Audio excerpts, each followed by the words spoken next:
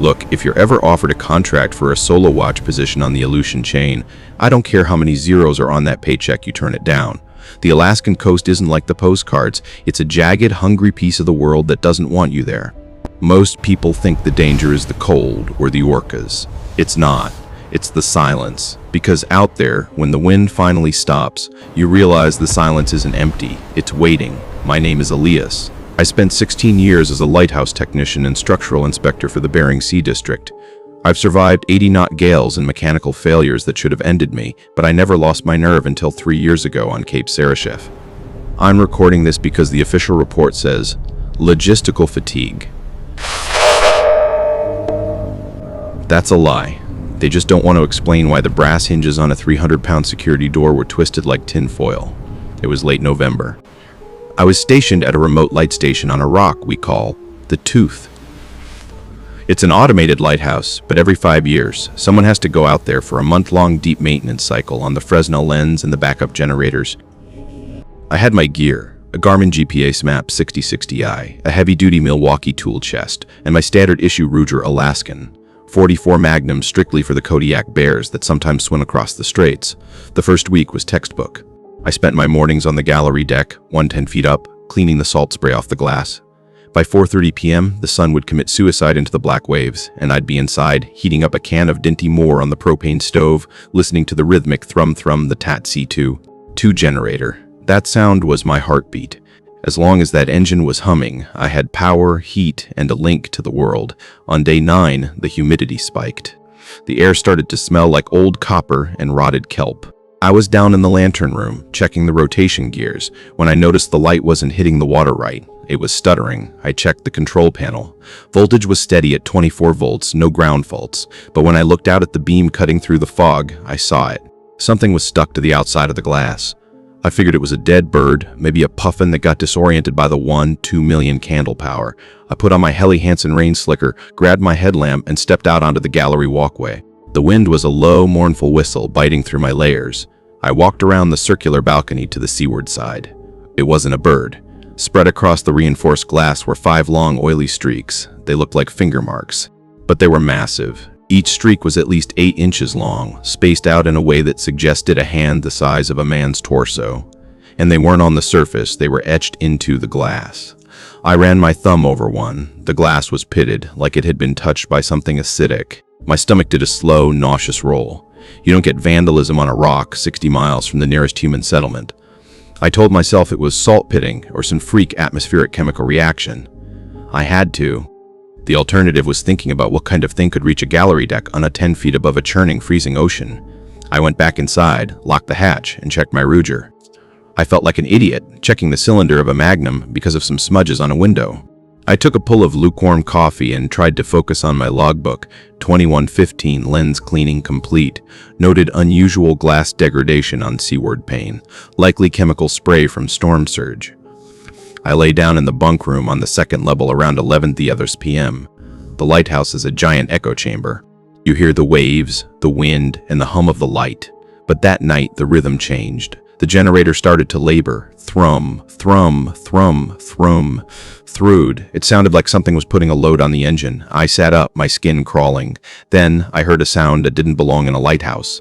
It was a wet, heavy slap, like a wet bedsheet being dropped on concrete. Slap, slap, slap. It was coming from the spiral staircase, below me. I gripped the edge of my bunk, my knuckles white. I didn't move. I didn't breathe. Elias, you're losing it, I whispered. It's just the water pipes. The pressure is fluctuating. I forced myself to believe it. I needed to believe it to keep from screaming. The slapping sound stopped right outside my bunkroom door. The air in the room suddenly turned freezing. The kind of cold that makes your lungs ache when you inhale. I looked at the gap under the door. The light from the hallway was being blocked. Something was standing there. It wasn't a solid shadow, it was shifting. I could hear a sound like a wet sponge being squeezed, and then the door handle began to turn, slowly, deliberately. The brass knob creaked under a pressure that sounded like it was going to shear the bolt right off. I reached for my Ruger on the nightstand, my breath hitching in my chest. "Who's there?" I called out. My voice was a pathetic, shaky mess. The turning stopped. For a long minute, there was nothing but the sound of the wind. Then, a voice came through the wood of the door. It didn't sound like a person. It sounded like someone was vibrating a piece of sheet metal while underwater. Protocol 4. Elias, open the light. My heart stopped. Protocol 4 is the emergency code for a lighthouse structural failure. Only 3 people in the district knew that code, and 2 of them were in Anchorage. I stood up, leveling the Ruger at the center of the door. Who is this? Identify yourself. The shadow under the door vanished. The temperature in the room didn't rise, but the heavy pressure in the air lifted. I heard the slapping sound again, but this time it was moving up, toward the lantern room, toward the lens. I knew I had to follow it. If the light went out, I was truly alone in the dark. I grabbed my streamlight, kicked the door open, and stepped into the hall. The air smelled like old, dead things from the bottom of the trench. I looked up the spiral stairs. The light from the Fresnel lens above was rotating, casting long, rhythmic shadows down the shaft. But one of the shadows wasn't moving with the light. It was clinging to the central pillar, moving upward with a jerky, unnatural gait. I started to climb, my boots ringing out on the iron grates. I reached the lantern room level, my heart hammering against my ribs. The light was still spinning, the giant glass prisms humming with power, but as the beam swung around to the landward side, I saw what was waiting for me. The heavy iron hatch to the gallery deck, the one I had double-bolted from the inside, was wide open. It was swinging back and forth in the gale, the hinges screaming, and standing in the doorway, framed by the freezing Alaskan spray, was something that looked like a man made of wet gray leather. It wasn't looking at me, it was looking at the light. And it was holding my Milwaukee bolt cutters like they were a toy. The thing didn't turn around when I stepped into the lantern room. It just stood there, hunched over, silhouetted against the sweeping white beam of the lighthouse. Every time the light swung past, I got a flash of its back gray pebbled skin that looked like it had been soaked in salt water for a century. There was no hair, no clothes, just that raw, muscular deformity. I felt my finger tighten on the trigger of the Ruger. My pulse was a frantic rhythm in my ears, and the smell. God, the smell was unbearable now. It was the scent of a tide pool that had dried up in the sun, full of rotting crustaceans and ancient, stagnant brine. "Drop it," I yelled, my voice cracking over the roar of the wind coming through the open hatch. The creature's shoulders hitched. It didn't drop the bolt cutters. Instead, it slowly tilted its head to the side. I heard a sound like wet gravel grinding together, the vertebrae in its neck popping. It started to turn, and I braced myself for a face out of a nightmare. But it didn't have a face. Not really. Where the eyes should have been, there were just smooth indentations covered by a milky, translucent film. It had a slit for a mouth, rimmed with what looked like needle-thin teeth made of black cartilage. It raised my bolt cutters and, with a terrifying ease, snapped the steel handle in half like it was a dry twig. Snap. I didn't wait. I'm a technician, not a soldier, but when something that isn't supposed to exist breaks your tools and stares into your soul with no eyes, you don't negotiate. I fired. Boom. The .44 Magnum is a hand cannon. The muzzle flash filled the glass-walled room, momentarily blinding me. The kickback sent a jolt of pain up my wrist. I heard a wet thwack, the sound of a heavy grain bullet hitting meat. The creature let out a sound I can only describe as a high-frequency whistle, the kind that makes your ears bleed. It stumbled back, hitting the rotating lens assembly. The massive glass prisms groaned under the impact, the alignment shifting just enough to create a sickening vibration in the floorboards. I blinked the spots from my eyes. The doorway was empty. A trail of thick, translucent fluid, not red, but a sickly glowing amber, was smeared across the iron threshold and onto the outer walkway. I ran to the hatch and slammed it shut, throwing the deadbolt and leaning my back against the cold metal. I was hyperventilating, the adrenaline making my vision tunnel. "It's not real," I choked out. Deep-sea nitrogen narcosis, hallucinations from the mercury bath in the lens, something. But the hole in my ear from that whistle was very real, and the amber slime on the floor was very real. I realized then that I had broken the first rule of Cape Sarachef: never engage. The old-timers used to say that if you see something on the rocks, you turn the light up and stay in the basement. You don't go looking for it. By shooting it, I hadn't defended myself. I had started a fight I wasn't equipped to win. Suddenly, the generator below us hit a sour note. A long, screeching metallic whine echoed up the central shaft. The thrum slowed down, stuttering like a dying heart, and then silence. The rotating lens slowed. The hum of the electricity vanished. The only light left was the dim green glow of my Garmin screen and the flicking beam of my headlamp. The lighthouse was dead. In the sudden, oppressive quiet, I heard a sound from outside. It wasn't just one slap on the glass this time, it was dozens. Slap, slap, slap, slap. They were climbing, not just the one I shot. I could hear the wet, suction cup sounds of multiple things scaling the 110-foot vertical concrete tower. They were coming for the light. Or maybe they were coming for the man who tried to keep it burning. I fumbled in my pocket for my satellite phone, my hands shaking so badly I almost dropped it. No signal. The storm or whatever was out there was jamming everything. I looked at the door. The iron was cold, but I could feel vibrations on the other side. If you've been following these logs, you know that the Aleutians have secrets that the government spends millions to bury. If you want to see the redacted photos of what we found at the base of the tower after the rescue team arrived, make sure you're subscribed, but trust me, you won't sleep the same after. I retreated to the center of the lantern room, standing among the silent billion-dollar glass prisms. I checked my cylinder, 5 rounds left.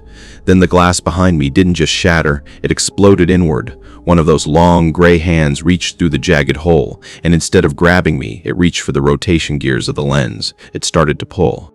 The sound of the heavy brass gears being stripped and crushed was like a scream. The creature wasn't trying to eat me. It was dismantling the only thing that kept the ships and the rescuers away from this rock. I realized with a cold horror that I wasn't trapped in a lighthouse with a monster. I was trapped in a dinner bell that had just been rung. The sound of the glass shattering was like a gunshot in that small space. The wind screamed into the lantern room, bringing with it a spray of freezing seawater that tasted like iron. I didn't think. I leveled the Ruger at the gray limb, reaching through the shards, and fired. Boom! The bullet took off 2 of those long, multi-jointed fingers. The creature didn't scream this time. It let out that same bone-chilling whistle, but it didn't retract. Instead, more hands appeared. 3, 4. I couldn't count them in the strobing light of my headlamp. They weren't trying to get to me yet. They were gripping the frame of the Fresnel lens, their skin sizzling where it touched the residual heat of the lamp, and they pulled. The entire 4,000-pound lens assembly shifted on its mercury bath. The sound of grinding metal was deafening. I fired again and again until the hammer clipped on an empty chamber. I scrambled backward, fumbling for my speed loader, but my fingers were numb with the sudden cold. The lantern room was now an open wound in the tower. The tall one, the one I'd shot earlier, reappeared in the broken window. It didn't have a face, but the way it tilted its head made me feel like it was tasting the air, savoring the scent of my terror.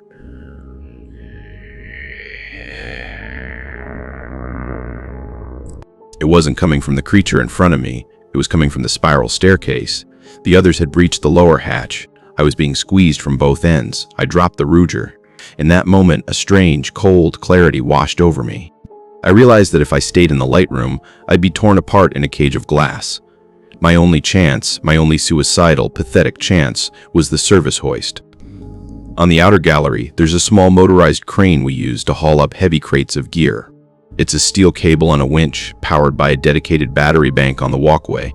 I dived through the open hatch, the wind nearly throwing me off the balcony. I didn't look down at the 10-foot drop into the black churning surf. I just grabbed the hoist hook and looped the safety strap around my chest. I hit the descend toggle. The winch groaned, and I felt myself drop. As I lowered past the lantern room level, I looked through the glass. The creatures were all inside now. They weren't eating my supplies. They were standing in a circle around the broken lens, their long arms raised, making a rhythmic humming sound that vibrated in my very teeth. They were celebrating the darkness. I was halfway down the tower when the cable jerked. The tall one was leaning over the railing of the gallery deck. It wasn't reaching for me. It was holding a shard of the broken Fresnel lens, a piece of glass as sharp as a razor. It looked at the steel cable holding me, and then it looked at me. Then it sliced the cable. The sensation of falling in total darkness is something I can't describe. It felt like the world had simply ceased to exist under my feet. I hit the jagged rocks at the base of the tower with a sickening crunch. The only reason I'm alive is because I hit a massive pile of wet kelp and a tide pool surge that cushioned the impact just enough to keep my organs from liquefying. I lay there, the freezing water washing over my legs. My left arm snapped like a dry twig. I looked up. The lighthouse was a dark silhouette against the gray sky, but the top was glowing, not with the white light of the beacon, but with a faint, pulsing amber luminescence. The clicking was everywhere now. It was coming from the cracks in the rocks around me. I crawled. I don't know how long I crawled. I dragged my broken body over the barnacles and the sharp basalt, my breath coming in jagged, bloody wheezes. I made it to the emergency cache, a reinforced steel box bolted into the high tide line. Inside was a flare gun and a handheld VFF radio. I grabbed the flare gun with my good hand. I didn't fire it into the air. I knew that would just show them exactly where I was. I waited. I heard the wet slap, slap, slap on the rocks behind me. The smell of the trench was so thick I could taste it. I turned my head just enough to see a pale gray shape looming over me. It was the tall one. It had followed me down. It knelt beside me. It reached out a three-fingered hand and gently, almost tenderly, stroked my cheek. Its skin felt like wet, freezing silk. It leaned down, its slit of a mouth inches from my ear, and it whispered in a voice that sounded like every person I've ever loved, all speaking at once, "Thank you for the silence. I didn't think. I didn't think." The world turned white. The magnesium flare ignited inside the creature's translucent skin, turning it into a living, screaming lantern. The shriek it let out wasn't a whistle. It was a sound that shattered the remaining glass in the lighthouse tower above us. I used that moment of blinding light to roll into the surf. The cold was so intense it felt like fire. I let the current take me, drifting away from the tooth, away from the screaming light, until the darkness finally took me. I woke up 3 days later in a Coast Guard cutter. They told me they found me floating on a piece of timber 5 miles out. They also told me that when they reached the Cape Surachef light, there was no sign of any struggle, no amber slime, no broken gears, just a lighthouse that had suffered a catastrophic mechanical failure. But they couldn't explain why every single bird for 10 miles around had been found dead on the rocks, their eyes turned to white stone. I don't go near the water anymore. I live in a desert now, where the air is dry and the only sound is the wind. But sometimes, when I'm brushing my teeth or washing my face, I look at the drain, and I see a faint amber glow reflecting back at me. They're not gone. They're just waiting for the next light to go out.